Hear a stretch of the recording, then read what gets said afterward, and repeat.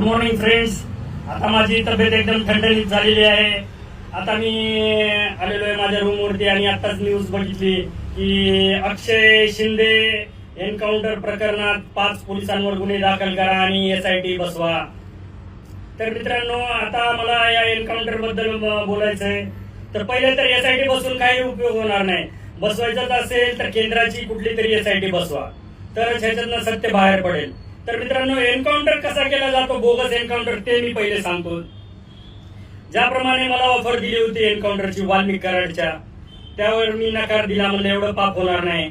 आणि ते लाईफ टाइमचं एक लमसम अमाऊंटचे ऑफर देतात, म्हणजे 10 करोड, 20 करोड, 50 करोड अशी एक ऑफर देतात. तुम्ही बोलाल तेवढी ऑफर असते त्या एन्काउंटरला. आणि तो माणूस कुठेही असेल तर त्याला त्या ठिकाणी बोलावून घेतात. जसं मी सायबरला होतो, सायबरचा आणि इकडला काही संबंध होता का? नाही. पण त्यांना माहित होता की हा माणूस करू शकतो, याच्यामध्ये दम आहे, गट्स आहे. तर मी माझा मोठेपणा सांगत नाही, नाहीतर अजून माझे ते सोडलेले कुत्रे आहेत ना, ते भुकतील माझ्या अंगावर. तर मी काय तो मोठेपणा सोडत नाही.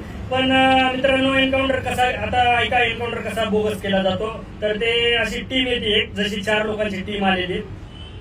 पहिले मुख्यमंत्री आणि 2 उपमुख्यमंत्री आणि गृह सचिव वगैरे यांची एक बैठक होते, गुप्त बैठक, एकदम सिक्रेट ठिकाणी. आणि विचार केला जातो की त्यावर काय करायचं. मग ते ठरवले की त्याच्यानंतर त्यातले एक 5-6 जणांची दुसरी टीम निवडली जाते, विश्वासू लोक. आणि मग त्या ठिकाणी जातात ते, जसं अक्षय शिंदेच्या ठिकाणी गेले असतील. आणि मग त्या ठिकाणी जाऊन एक टीम तयार करतात. तिथली एक अधिकारी, 2 अंमलदार, म्हणजे 3 अंमलदार, 1 हवालदार, असे टीम तयार करतात. आणि त्यांना सांगतात की एक लमसम अमाऊंटची ऑफर देतात. लमसम अमाऊंट देऊन टाकतात, 5 करोड, 10 करोड, 20 करोड, 50 करोड, जेवढे तुमच्या सर्व्हिसमध्ये तुम्ही कमवणार नाहीत. आणि तुम्हाला परत खात्यात घ्यायची, इन्क्वायरी करायची, आमचंच सरकार आहे, आमचंच सरकार येणार आहे, आम्ही तुम्हाला या खात्यातून, आम्ही तुम्हाला चौकशीतून आम्ही तुम्हाला मुक्त करू, असे ते आश्वासन देतात मित्रांनो. आणि अशा प्रकारे बोगस एन्काउंटर घडवून आणतात. आता मला सांगा, त्या आरोपीला मित्रांनो अशी बेड्या होत्या हातामध्ये. आणि तुम्हाला माहिती नाही, एक बागदोड असते. बागदोड म्हणजे दोरखंड असतो, दोरीनं असं बांधलेलं असतं हात, पूर्ण हात आणि पाय. तर मित्रांनो, अक्षय शिंदेनी कसा एन्काउंटर केला असेल सांगा बरं. एवढं जर हातकडी आहे आणि जर बागदोड आहे, दोरखंड बांधलेला आहे, तर किती बोगस एन्काउंटर होता.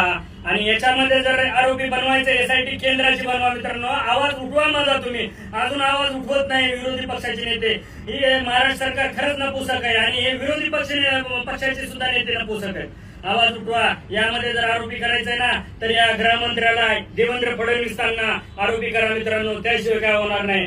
आणि तरच हे होईल. अहो, तुम्हाला सांगतो, देवेंद्र फडणवीस खऱ्या अर्थाने ना, आता मी बीडचा आहे, खऱ्या अर्थाने तो बीडलाच घाबरतो. ते सॉरी, माननीय देवेंद्र फडणवीस बीडला घाबरतात. फक्त बीडला येत नाहीत ते. बीडला एवढी पंकजा मुंडे सभा झाली, नरेंद्र मोदी आले, त्या ठिकाणी हे फडणवीस आले नव्हते. ते फक्त बीडला आणि बीडकरांना घाबरतात. लाज वाटते मला सुद्धा एक पोलीस अधिकारी म्हणून गृहमंत्र्याची. काय केलं 10 वर्षात, 15 वर्षात त्यांनी काहीच केले नाही. काही कुठली आमच्यासाठी कुठलंच कल्याणाचं काम केलं नाही त्यांनी.